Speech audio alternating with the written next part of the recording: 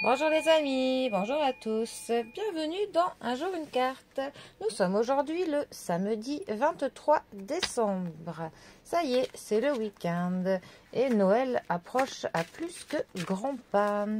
Pour ce samedi, j'ai pris le tarot de Marseille par Caïvan. Alors, voyons voir ce que notre bon vieux tarot a à nous annoncer pour ce samedi. Voyons voir. Ah. Enfin des cartes de qualité, ça fait plaisir. Alors, nous avons pour ce samedi le roi de denier qui est accompagné du pape.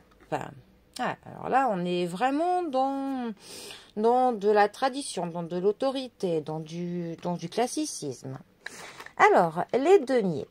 Les deniers nous parlent de la matérialité, nous parlent de l'argent, de nos finances, de notre confort au niveau du matériel. Ça nous parle des investissements que l'on peut faire. En fait, c'est vraiment tout ce qui va toucher le matériel, tout ce qui est de l'ordre du quantifiable. Notre roi de denier, plus particulièrement. Alors, ça peut représenter un homme. Un homme qui a quand même un statut assez important. Ça va nous parler, cette carte, de l'abondance, de la générosité, de la chance, hein, même. C'est une carte qui va nous parler du pouvoir, du fait que l'on va prévoir pour plus tard. Ça peut aussi nous parler d'une bonne affaire que l'on peut faire, d'un investissement qui nous sera profitable. C'est quand même une carte qui nous sécurise sur le plan du matériel, hein, clairement. Ensuite, nous avons notre pape. Alors, le pape, 5e arcane majeur du tarot. Le pape, ça peut représenter le consultant lors d'un tirage en deuxième position si l'empereur ne sort pas. Sinon, ça peut aussi parler d'un homme de votre entourage, un homme d'un certain âge, un homme plutôt mature, plutôt classique, plutôt dans la tradition. Après, ça va nous parler de conseils, de l'engagement, de guidance, de quelqu'un qui vous guidera bien, quelqu'un qui fera attention à votre bien, quelqu'un qui clairement sera là pour vous.